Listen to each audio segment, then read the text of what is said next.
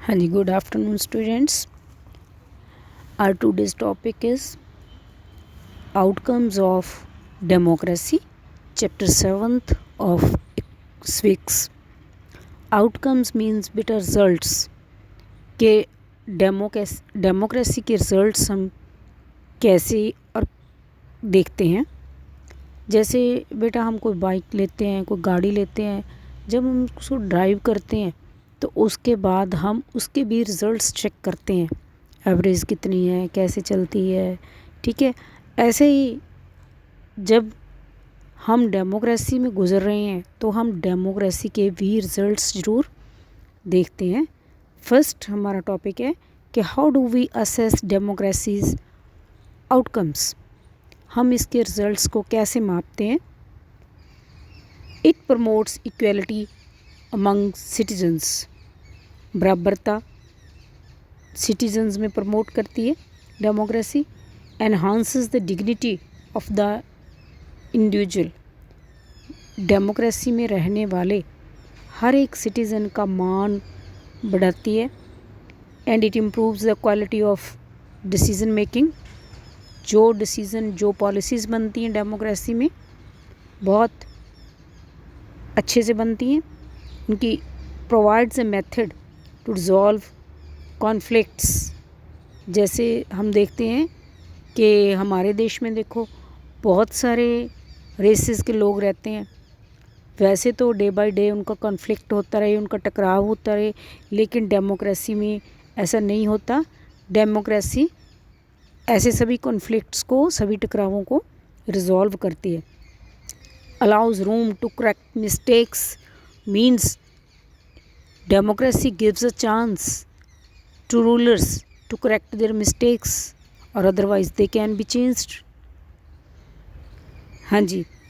And next है हमारा कि this is a accountable, responsive and legitimate government. Is the democratic government efficient. क्या democratic government हमारे लिए असरदार होती है, ठीक है जी। देखो non democratic rulers do not have to bother about deliberation in assemblies और worry about majorities and public opinion. जो नॉन डेमोक्रेटिक गवर्नमेंट्स होती हैं बेटा, वहाँ पे रूलर्स बातचीत करने में, डिस्कशन करने में कोई विश्वास नहीं रखते और ना ही वो वरी करते हैं कि मेजॉरिटी हमारे पक्ष में है या नहीं है, या लोगों का ओपिनियन हमारे लिए क्या है। इन चीज़ों को की वो कभी चिंता नहीं करते। And democracy is based on the idea of deliberation and negotiation. Democracy जो का आइडिया जो है बेटा, वो डिपेंड करता है जहाँ उसमें जो भी पॉलिसीज़ बन के हमारे सामने आती हैं वो बातचीत पे, डिस्कशन में विश्वास रखती हैं। The democratic government will take more time, ज़्यादा टाइम लेगी, to follow procedures before arriving at a decision. किसी भी डिसीजंस पे पहुंचने से पहले डेमोक्रेटिक गवर्नमेंट जो है बहुत सारे प्रोसीजर्स, बहुत सारे मेथड्स में से गुजरेगी और बाद में किसी रिज़ल्ट पे पहुंचेगी। But because it has followed procedures, इसने प्रोसीजर फॉलो किए होते हैं, इट्स डिसीजंस में be both more acceptable to the people and more effective.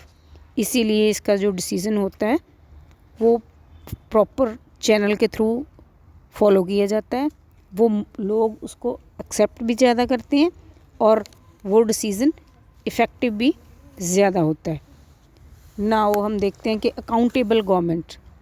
बेटा if a citizen wants to know कि if a decision was taken through the correct procedure, अगर कोई citizen जानना चाहता है कि जो भी पॉलिसी बनी है या जो भी डिसीज़न लिया गया है गवर्नमेंट के द्वारा वो एक सही प्रोसीजर से लिया गया है, इसको जानने के लिए ही और शी हैज़ द राइट, उसको राइट है and the means to examine the process of decision making, उसको जानने का राइट है। और गवर्नमेंट और हमारे कॉन्स्टिट्यूशन ने उसको मीन्स भी प्रदान किए हैं, साधन भी प्रदान किए हैं कि उसने कैसे जानना है। ठीक है, कि ये डिसीज़न कैसे बनाया है सरकार ने, and this is known as transparency. ठीक है जी, but this factor is often missing from a non democratic government. Non democratic governments में ऐसा कुछ नहीं होता। नेक्स्ट है जी legitimate government. Means in a democracy governments are elected through a regular free and fair elections. आप सभी बच्चे जानते हैं कि हमारे देश में या किसी भी डेमोक्रेटिक कंट्री में इलेक्शंस कंडक्ट करवाए जाते हैं सही समय पे, तो उसमें लोग अपना अपना वोट देते हैं, तो फिर ही गवर्नमेंट का, सरकार का चुनाव होता है। And secondly laws are made following proper procedure. Proper procedure को, प्रॉपर मेथड को फॉलो करके लॉज बनाए जाते हैं।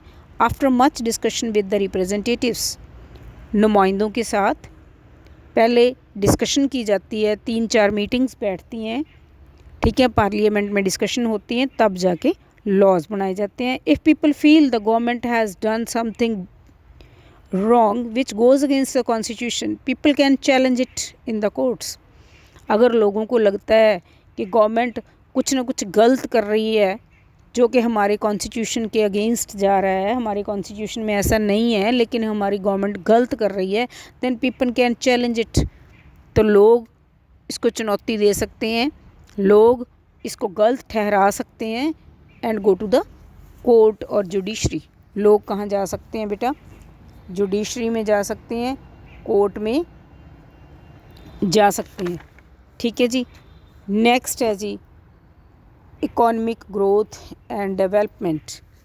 ठीक है, बिटवीन 1950s एंड 2000 हम 10 ईयर्स के डाटे को चेक करते हैं। Dictatorships have slightly higher rate of economic growth. जिन कंट्रीज़ में डिक्टेटरशिप थी वहाँ पे इकोनॉमिक ग्रोथ थोड़ी सी डेमोक्रेटिक कंट्रीज़ के कंट्रास्ट में ज़्यादा थी। But this alone can not be reason to reject democracy.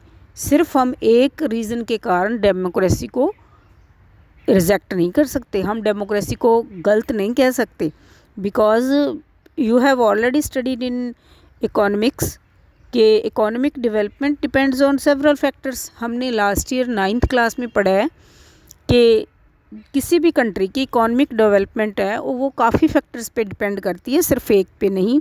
जैसे देखो वो कौन कौन से फैक्टर्स हैं, वो है बेटा कंट्रीज़ पॉपुलेशन साइज़, पॉपुलेशन कितनी ज़्यादा है या कम है कंट्री में, ग्लोबल सिचुएशन, वो कंट्री सिचुएटेड कहाँ है, and cooperation from other countries, means उस कंट्री के दूसरी कंट्रीज़ के साथ रिलेशंस कैसे हैं, and economic policies adopted by the country, वो कंट्री कैसी इकोनॉमिक पॉलिसी अडॉप्ट कर रहा है।